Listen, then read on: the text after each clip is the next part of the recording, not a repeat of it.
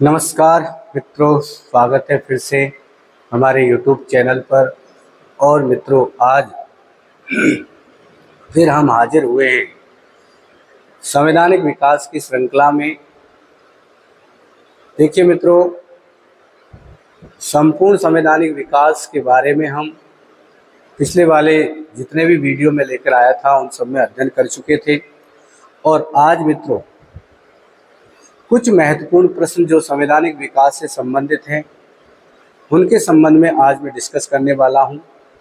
हालांकि मित्रों, संपूर्ण संवैधानिक विकास के प्रश्न मैं आज पूरे नहीं करा पाऊंगा, फिर भी मैं अगले वीडियो में आपके सामने फिर से जो कुछ बचे हुए प्रश्न हैं जो संवैधानिक विकास के संबंध में जो बन सकते हैं उनको मैं फिर से अगले वीडियो में आपके सामने लेकर के आऊँगा। इसलिए मित्रों, आपको सपोर्ट करना है, और अगर आपका सपोर्ट रहेगा मित्रों, आपका साथ मिलेगा, तो मित्रों मैं ये दावा करता हूँ कि मैं आपके सारे डाउट्स क्लियर करूँगा और आने वाले समय में संपूर्ण संविधान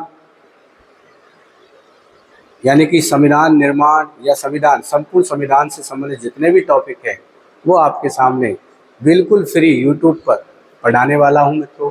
इसलिए सब अपना एक तरीके से साथ देवे मेरा और साथ बनाए रखे। जब तक आपका साथ रहेगा मित्रों, मैं इस तरीके से ही पूरे जोश के साथ, पूरी उमंग के साथ, पूरी चाहत के साथ आपके सामने इस तरीके से प्रश्न लेकर के आता रहूँगा मित्रों। चलिए, और आज हम शुरुआत करते हैं प्रश्नोत्तरी में। आपका स्वागत है। संवैधानिक विकास से संबंधित महत्वपूर्ण प्रश्नोत्तरी लगभग 20 क्वेश्चन के आसपास हम आज डिस्कस करने वाले हैं। चलिए मित्रों, अगर सेशन आपको अच्छा लगे तो आपको वीडियो को लाइक करना है, शेयर करना है मित्रों, और सब्सक्राइब करना है। क्योंकि अगर आप नहीं पढ़ना चाहते हैं, हो सकता है कि आपको इस चीज़ की आवश्यकता ना हो मित्रों, मगर तुम्हारे कोई और भाई जो कि काफ़ी लंबे समय से इंतज़ार में बैठे हैं और जिसको फ्री में अगर इस तरीके की वीडियो उपलब्ध हो जाए तो इससे अच्छा और दूसरा कार्य नहीं हो सकता। इसलिए आपसे गुजारिश है मित्रों, इस वीडियो को ज़्यादा से ज़्यादा शेयर करें। चलिए मित्रों, करते हैं तो शुरुआत। आज से हम पहला प्रश्न आपके सामने है मित्रों। क्या है देखो, प्रथम प्रश्न की अगर बात करें तो पहला प्रश्न है आपके सामने, ईस्ट इंडिया कंपनी की स्थापना कब और कहाँ की गई थी। ठीक है, ऑप्शन में आपको दिखा रखा है मित्रों, 31 दिसंबर 1600 ईस्वी लंदन। बी ऑप्शन 31 दिसंबर 1600 ईस्वी भारत। सी ऑप्शन 10 जनवरी 1616 लंदन। डी ऑप्शन मित्रों 10 दिसंबर 1616 भारत। तो देखिए मित्रों, अगर हम बात करें 31 दिसंबर 1600 ईस्वी लंदन में ईस्ट इंडिया कंपनी की स्थापना की गई थी। और ये ईस्ट इंडिया कंपनी एक व्यापारिक मकसद से बनाई गई थी। किस मकसद से बनाई गई थी मित्रों? व्यापारिक मकसद से बनाई गई थी। तो चलिए मित्रों, इसका तो आंसर हो गया अपने ए ऑप्शन। अगला प्रश्न आप बात करते हैं, अगले प्रश्न की आपके सामने है। अगला प्रश्न है आपके सामने, ईस्ट इंडिया कंपनी में स्थापना के समय कितने सदस्य थे? आपसे पूछा गया है ईस्ट इंडिया कंपनी में स्थापना के समय कितने सदस्य थे, यानी कि ईस्ट इंडिया कंपनी कितने सदस्यीय थी उसकी बात करें तो पहला ऑप्शन 24 सदस्य, बी ऑप्शन में मित्रों 26 सदस्य, सी ऑप्शन है आपके सामने 29 सदस्य, डी ऑप्शन है मित्रों 30 सदस्य। तो इसका सही आंसर होगा मित्रों 24 सदस्य। कितने सदस्य होंगे मित्रों? 24 सदस्य। अगला प्रश्न देखिए, प्रश्न नंबर 3 की बात करते हैं। ईस्ट इंडिया कंपनी का प्रथम प्रतिनिधि जो भारत आया, क्या पूछा मित्रों? ईस्ट इंडिया कंपनी का जो प्रथम प्रतिनिधि यानी कि व्यापारिक मकसद से भारत में आया था, और उस समय हमारे भारत में मुगल बादशाह जागीर शासन कर रहे थे, तो 1608 ईस्वी के आसपास मित्रों वो व्यक्ति यानी कि ईस्ट इंडिया कंपनी का एक दूत यानी प्रतिनिधि भारत में आया, जिसका नाम आपसे पूछा है। तो ऑप्शन में देखो, ए ऑप्शन है विलियम पिट, बी ऑप्शन है मित्रों William Hawkins, C option sir Thomas Roe, और D option Columbus. D option क्या है मित्रों? कोलंबस है। तो मित्रों इसका सही आंसर जो होगा वो क्या होगा? देखो, इसका सही आंसर होगा बी, यानी विलियम हॉकिंस। तो कौन व्यक्ति है पहले जो भारत आए थे? उनका नाम है मित्रों विलियम हॉकिंस। इस विलियम हॉकिंस ने आगरा में उस समय कौन थे भाई? जागीर। आगरा में किससे मित्रों? जहांगीर से। व्यापारिक मकसद हेतु भारत के साथ व्यापारिक संबंध स्थापित करने हेतु क्या मांगी मित्रों? अनुमति। तो जागीर के द्वारा इन्हें परमिशन यानी कि अनुमति इस समय नहीं मिली थी। ठीक है मित्रों। परंतु जागीर ने, देखिए दूसरा जो प्रतिनिधि आया था मित्रों भारत में, उसका नाम था सर टॉमस रो। क्या नाम था? Sir Thomas Roe. और ये सर टॉमस रो मित्रों कहाँ पर? आपके अजमेर में। आपके अजमेर में 10 जनवरी 1616 को जागीर से क्या करते हैं मित्रों? मुलाकात करते हैं।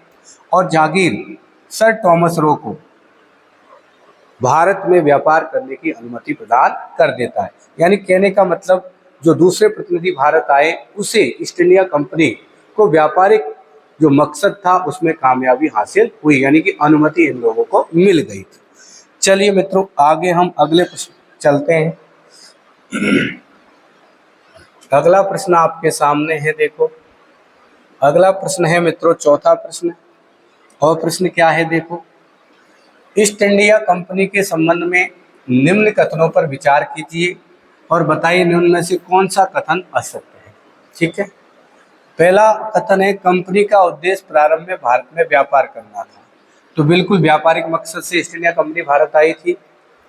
दूसरा कथन है कंपनी का शासन 1858 के भारत परिषद अधिनियम के तहत भारत से पूर्ण रूप से समाप्त।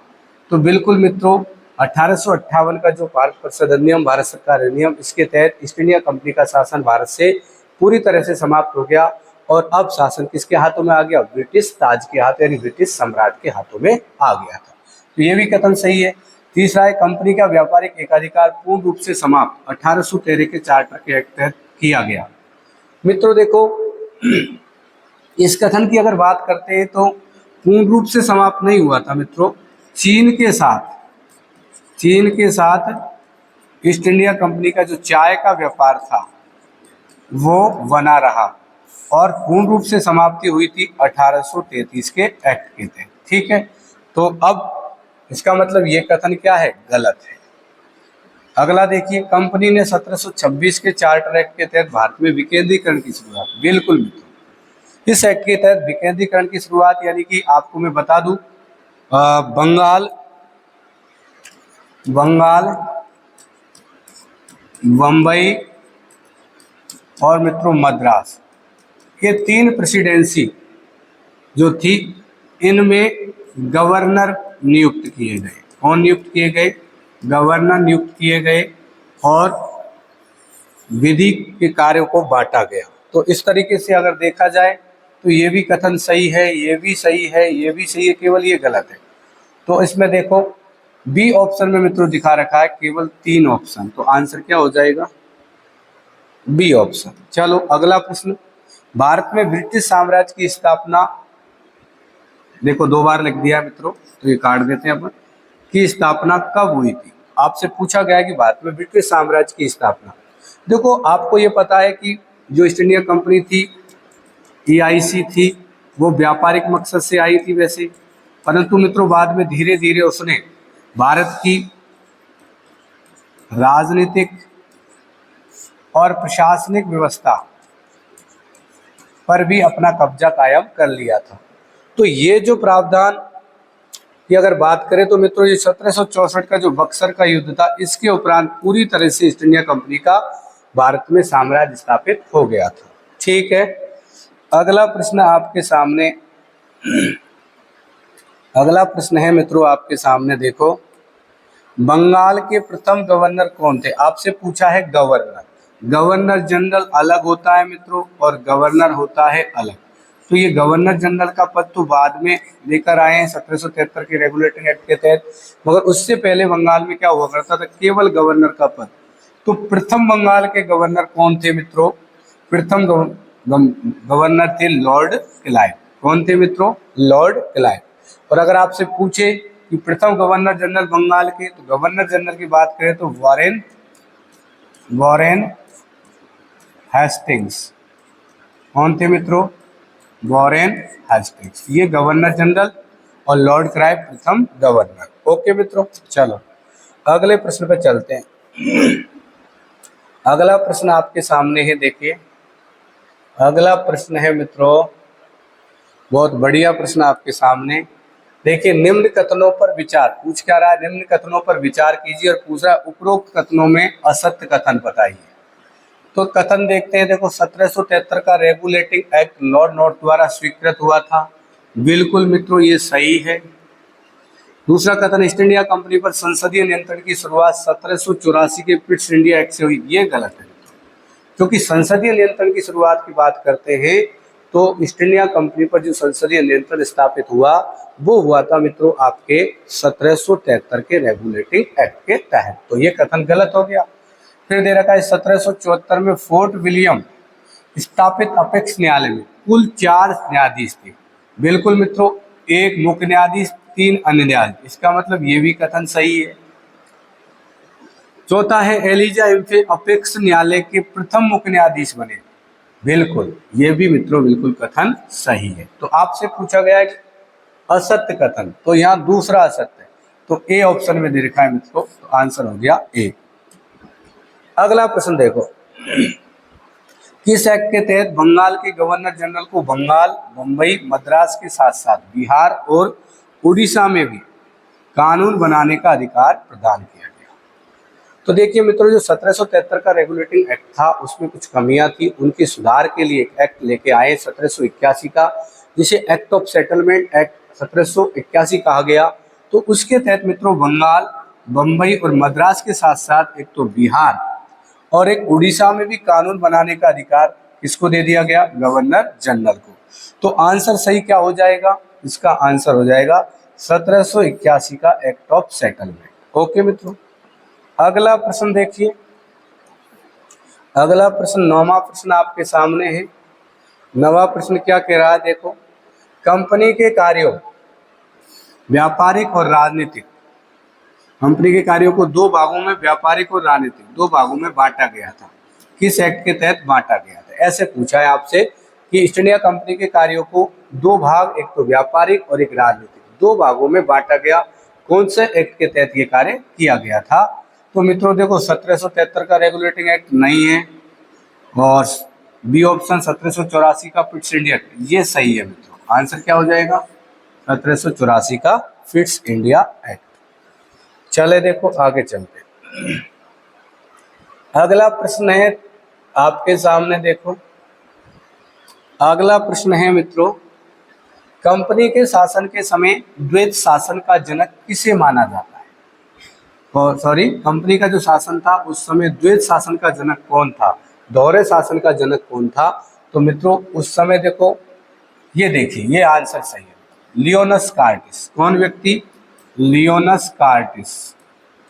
लियोनस कार्टिस को द्वैत शासन का जनक कहते हैं मित्रों, लियोनस कार्टिस को क्या कहते हैं?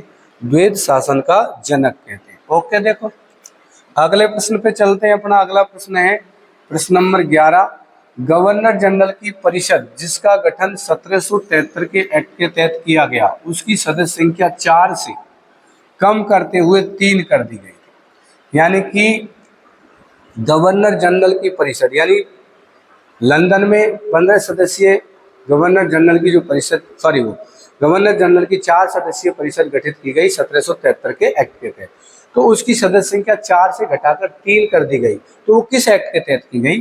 तो मित्रों देखो यहाँ जो प्रश्न है, देखो 1858 का भारत परिषद अधिनियम, 1784 का फिट्स इंडिया एक्ट और 1781 का एक्ट ऑफ सेटलमेंट, 1813 का चार्टर एक्ट। तो इसका जो आंसर होगा मित्रों वो होगा 1858 का भारत परिषद अधिनियम। चलो अगला प्रश्न देखते हैं, कंपनी के व्यापारिक कार्य बोर्ड ऑफ डायरेक्टर के पास और राजनीतिक कार्य हेतु किसकी स्थापना की गई? मतलब 2 कार्य थे कंपनी के पास, एक तो व्यापारिक कार्य थे और एक राजनीतिक कार्य थे। तो जो व्यापारिक कार्य थे तो वो तो किसके पास थे? बोर्ड ऑफ डायरेक्टर यानी कि निदेशक मंडल, किसके पास थे? निदेशक मंडल, निदेशक मंडल।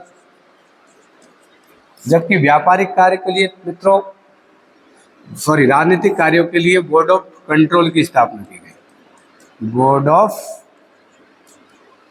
कंट्रोल, बोर्ड ऑफ कंट्रोल बनाया गया राजनीतिक कार्यों के लिए। इसको बोलते हैं हिंदी में नियंत्रक मंडल, नियंत्रक मंडल की स्थापना। और ये कितने सदस्यीय था, मतलब 6 सदस्यीय। और जो बोर्ड ऑफ कंट्रोल के जो 6 सदस्य की नियुक्ति का अधिकार मित्रों किसके पास था, ब्रिटेन के सम्राट के पास। किसके पास था, ब्रिटेन के सम्राट के पास। ठीक है, तो आंसर फिर क्या हो जाएगा इसका, देखो A option board of control. ठीक है, चलो अगला प्रश्न देखें। अगला प्रश्न देखिए, अगला प्रश्न है मित्रों, बंगाल के प्रथम गवर्नर जनरल कौन बने। तो ये तो सीधा सा प्रश्न है, मैं पहले ही बता चुका हूं, बंगाल के प्रथम गवर्नर जनरल वॉरेन हेस्टिंग्स बने। बंगाल के प्रथम गवर्नर जनरल कौन बने मित्रों, वॉरेन हेस्टिंग्स। ठीक है, चलो अगले प्रश्न पर चलते हैं। अगले प्रश्न की बात करते हैं। अगला प्रश्न आपके सामने है,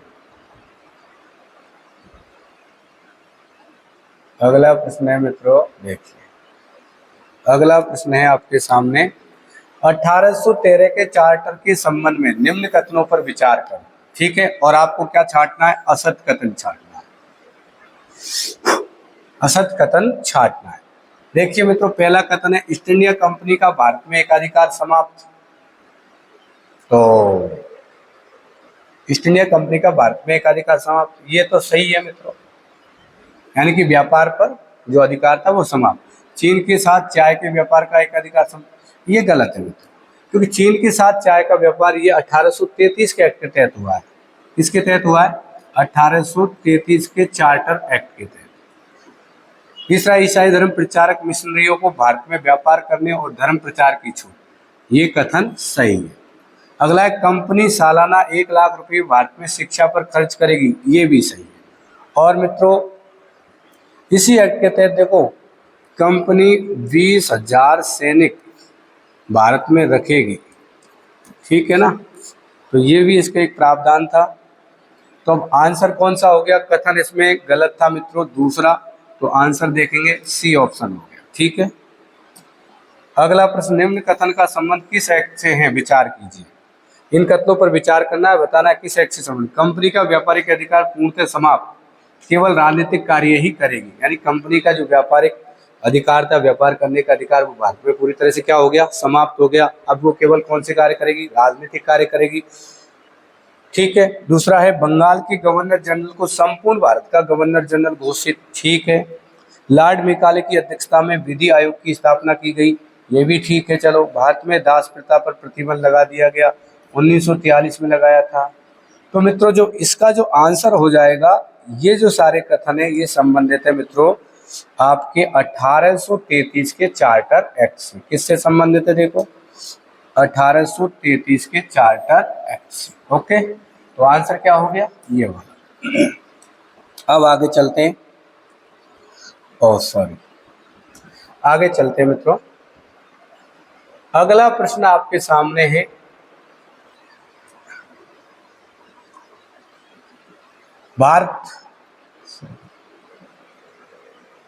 अगला प्रश्न है मित्रों आपके सामने, भारत के प्रथम गवर्नर जनरल कौन।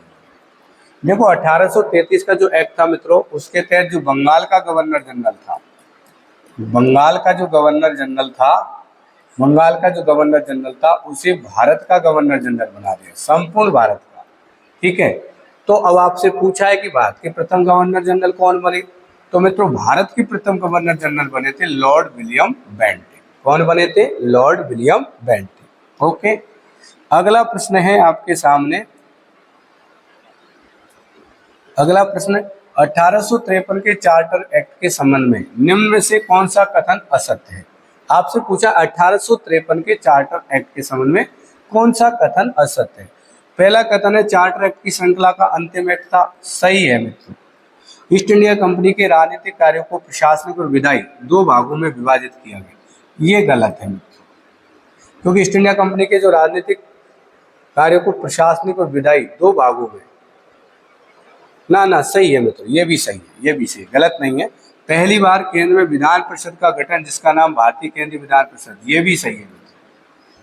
खुली प्रतियोगी परीक्षाओं पर प्रतिबंध लगाया, ये गलत है मित्रों, जबकि इसके तहत खुली प्रतियोगी परीक्षाओं की क्या हुई थी, शुरुआत हुई थी।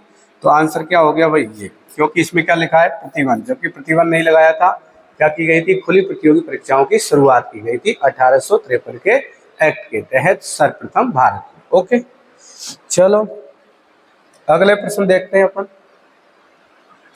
अगला प्रश्न आपके सामने है मित्रों, अगला प्रश्न आपके सामने है, देखिए, ब्रिटिश सम्राट को शक्तियों का प्रयोग भारत के संदर्भ में करने के लिए भारत सचिव का पद किस एक्ट के तहत किया गया था? तो भारत सचिव के पद का सृजन यानी भारत सचिव का पद सृजित किस एक्ट के तहत किया गया? ऑप्शन देखो, 1773 का रेगुलेटिंग एक्ट, नहीं, गलत है। 1784 का पिटिशनरी एक्ट, ये भी गलत है। 1858 का भारत सरकार अधिनियम, ये सही है। ठीक है, ये सही है। और देखो, भारत सचिव और उसके साथ ही एक बनाई गई थी भारत परिषद। क्या बनाई गई थी? भारत परिषद, जिसमें सदस्य संख्या डिसाइड की गई थी मित्रों 15। कितनी? 15। ठीक है, तो आंसर कौन सा हो गया? सी ऑप्शन हो गया। अगला जो लास्ट प्रश्न आपके सामने है मित्रों, 1858 एक्ट के संबंध में सही कथन का चयन करें। जो 1858 का एक्ट है उसके संबंध में सही कथन पर विचार करना है। पहला कथन दे रखा है, भारत सचिव की सहायता हेतु 15 सदस्यीय परिषद का गठन, ये सही है। निदेशक मंडल में नियंत्रक मंडल का पद समाप्त, ये कथन सही है मित्रों। ठीक है। दूसरा, प्रथम भारत सचिव लॉर्ड स्टेल ने नियुक्त, यानी कि दोनों ही कथन सही है, तो आंसर ये तो गलत हो गया। 1-2 असत ये भी गलत हो गया, केवल 2 सत ये भी गलत हो गया। आंसर कौन सा हो गया? 1 व 2 सत्य है। सही कथन का चयन करना था इसलिए। तो इस प्रकार मित्रों हमने कुछ महत्वपूर्ण प्रश्नों के बारे में चर्चा की थी। और मित्रों इसी प्रकार से हम जो बाकी प्रश्न जितने भी बनेंगे वो हम अगले वीडियो में लेकर के आएंगे। आपको अगर मेरा सेशन अच्छा लगा है मित्रों तो वीडियो को ज़्यादा से ज़्यादा शेयर करना है, लाइक करना है और बेल आइकन को दबाना बिल्कुल नहीं भूलना है। थैंक यू दोस्तों।